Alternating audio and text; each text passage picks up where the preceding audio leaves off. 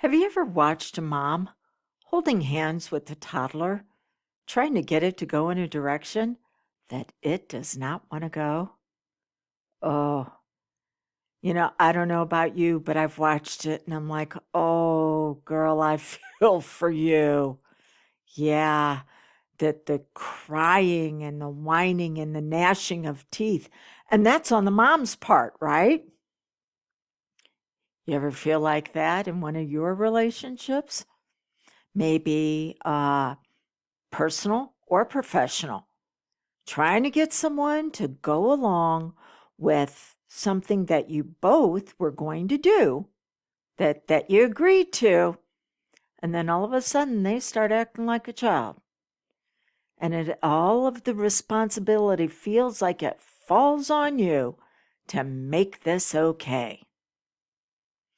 Welcome to How to Discover Your Worth Without Giving Yourself Away.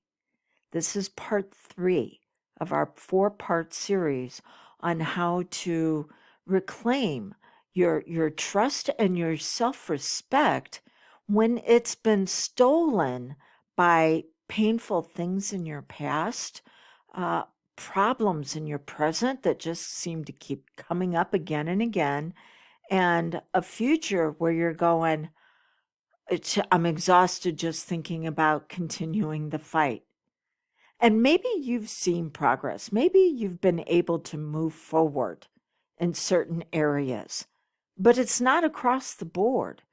And by the time you get to where you want to go, it's really hard to enjoy the destination because of all the energy that you had to put out to get there. So I want you to think of it like this. If watching a mom wrestle a toddler and you feeling like that from your experiences with your relationships, um, how much harder is it going to be for you to get to your goals when that inner child within you is going, yeah, that's not the direction we're supposed to be going. That's not what I'm supposed to be doing. I am supposed to be overperforming for someone else because they made me responsible for how they feel and how they act. See, this is a learned behavior. And the behavior was, it can be called parentification or being parentified. When you were at an age where you really didn't understand what was going on, and you were given the responsibility to act like the adult in the situation. Wow, your self worth was dependent upon what you could give away that would be accepted that day. And if you grew up in what I call a cluster F household, yeah, y'all know what the F stands for. And by the way, cluster F is what I use for undiagnosed and or untreated cluster B personality disorders. I don't diagnose, but I do know that if this is something you've dealt with again and again, that you just want to be accepted. You just want to be seen for who you are. But it's like, oh my gosh, that seemed in the past to change on a daily basis. That what you would do one day in the household, that would be okay. Yeah. You would do it the next day. Nope, didn't work. And now people there's confusion on your part, and there's chaos is what they're creating within you, and crisis. Oh my gosh, because you're responsible for them. You were made to be the mature one to handle the people in authority around you and their reactions. This is the reason why you can be seeking perfection. Because, oh my gosh, if you can just find it, the pain will stop.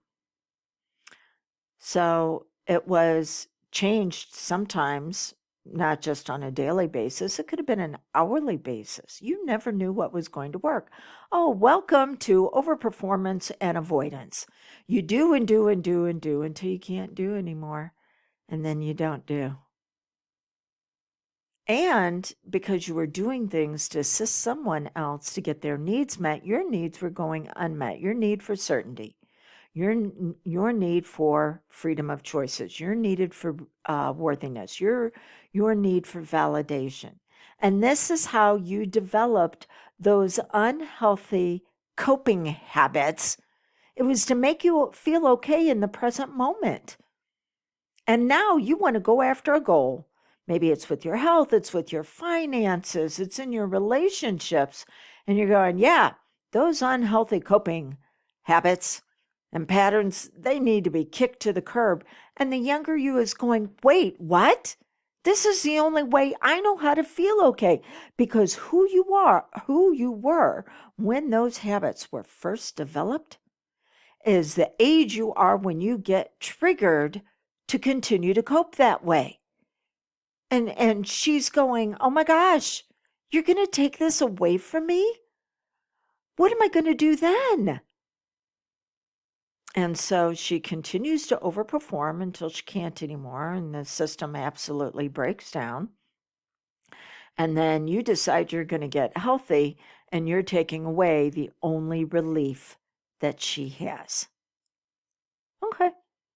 So how do you discover your worth without giving yourself away? By the way, on the circle of you being whole that we talked about in part 1, where I said divide it into 4 quarters, 2 at the bottom, 2 at the top. And the bottom left what was going to be the certainty. The bottom right was going to be freedom through your decisions, and that was going to be trust. Now we've moved up to the top level. So we're over on the top left, which is going to be worthiness. And this is going to be around respect. We respect what we value. And so you can respect other people, places, and things without necessarily showing your self-respect. Your respect, you feel, has to be discovered by continuing to overperform and give until really you have nothing left.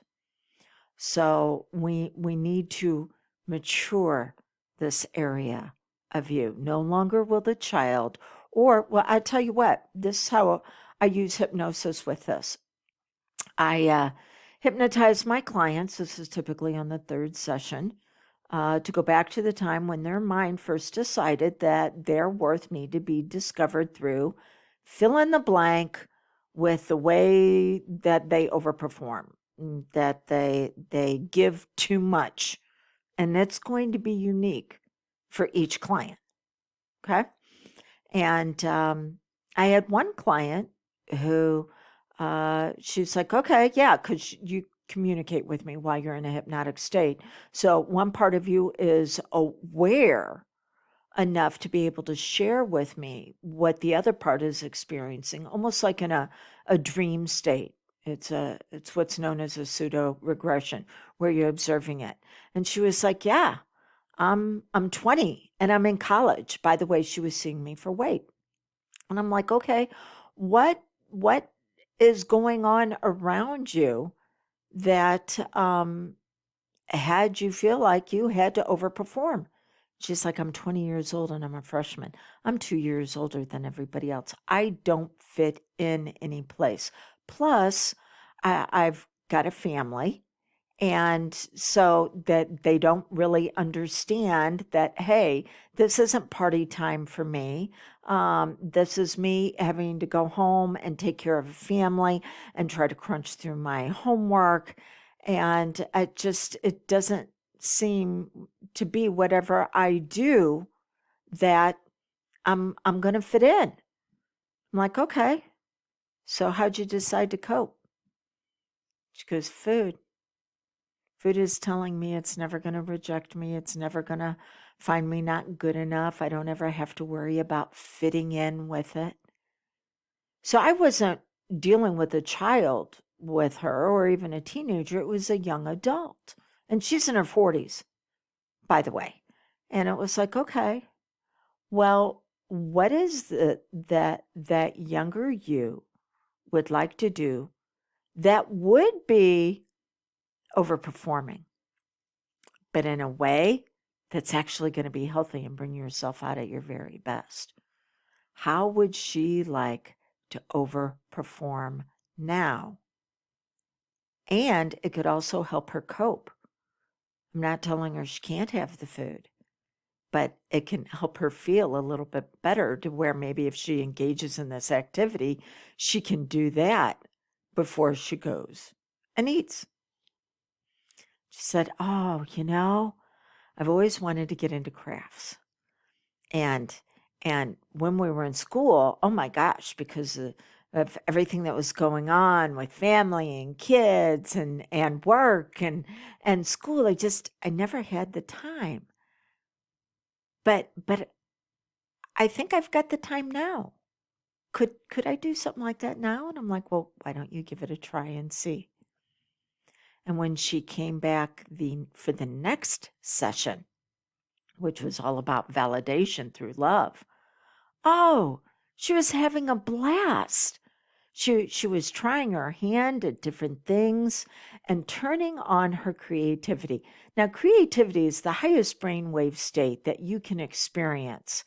And when you find that creativity of overperformance can actually work for you, oh my gosh, yes. Then it's like, okay, I don't have to have all the drama. I don't have to have all the crisis and the chaos. Because remember, on our circle, that's the foundation underneath worthiness. You can begin to discover who you are in a healthy way. I was talking to someone on a consult just a couple of days ago, and I said, you know what? I'm an overperformer. It's the reason why the house that I picked was a fixer-upper. So it gives me an area of overperforming in a way that's healthy. I picked a large breed puppy. I've always had big dogs, but I picked it on purpose because I knew that I was going to need to overperform in certain areas in order for me and my pup to enjoy life the way I was looking at with the different activities that we were going to get into.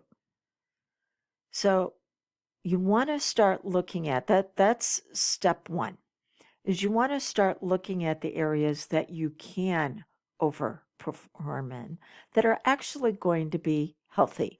Now, step number two is that you need to come to an awareness that there have been people that have been benefiting from you feeling broken. And when you start getting healthy, they're going to go toxic. They're going to go toxic to where they either want you to step in and save them, or they're going to go toxic and trying to push you back into who you used to be because they got to regulate off your dysfunction and use you as a supply. It was interesting. At one point, I was dating someone, and I had a friend who was going through a rough time. And so I was, trying to be there for my friend and also be there in the relationship. And there was a short period of time where I had to go to my mentor and go, it seems like they're trying to outdo each other on who can be toxic to get my attention. And I talked it over, and my mentor was like, yeah, you're seeing it right. Yeah, they both are trying to outdo each other with having problems. So you will show up for one over the other. And the reason why is because you have put your values and your virtues on someone else. You've projected onto them the best parts of you because those best parts of you were denied in the original imprint. And so you will project them on others, and you think that others are going to operate the same way you will, and they do not. You need to see them, and you also need to accept them from who they are. But this means boundaries, and this means rules. Boundaries bless, rules restrict. We always start with boundaries first, and we say, what level of engagement has this person earned in your life? There are several levels, and we can get into trouble when we put somebody in a level that they haven't earned, or when we have them in a level that they earn, but then for whatever reason, they can't stay there. And we're like, oh my gosh, it's fixed on the level I have them at. No, it's not. So that the idea is for you to adapt instead of maladapting, and saying, what level of engagement do they need to be at? So that's a boundary. And then rules restrict. And what is it that I need to do for me to restrict access? Not what do I need to do for them? And then the third thing you want to look at is that imprint and who you were with what was happening when all of this first took place. She's still there, and she's going, okay, you don't want me to overperform like I was before. You don't want me to discover my worthiness by giving myself away. You want me to actually respect my value and say people have to earn it. Well, what am I supposed to be doing instead? And I will tell you right now, this is going to be completely different for every single client. I have no idea what you're supposed to be doing. This is the reason why we utilize hypnosis, and we give the permission to that part of your personality to find ways to express in a way that's going to lead to healthy progress. So I have no idea, but you do. Oh, she is so ready for this. So if I can be the one that's going to assist you with this, then go to my website, claim your complimentary consult to where we can make sure that we're a good fit for each other. Or if you've already decided, yes, we are, then there's a tab on my website that says, this is what you need to do in order to work with me. Here's your next step. DawnLandrum.com, by the way, is the website. You can also go to canhypnosishelpyou.com and get more information there.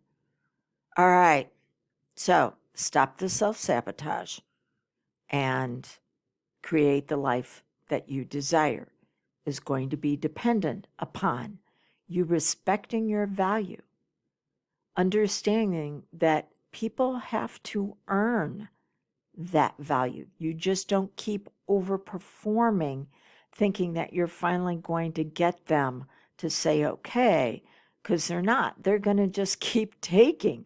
Dysfunctional givers attract dysfunctional takers, or it will trigger a dysfunctional taker in somebody. They can be healthy, and then they get around you and they're like, oh, they're so dysregulated with wanting to give. I'll let them give. No. Understand the boundaries and the rules, because this is how you respect, and allow that younger you to begin to express her ways that you have yet to discover. Until we get together again, may the two of you begin to get into agreement and going the same direction instead of pulling yourself apart.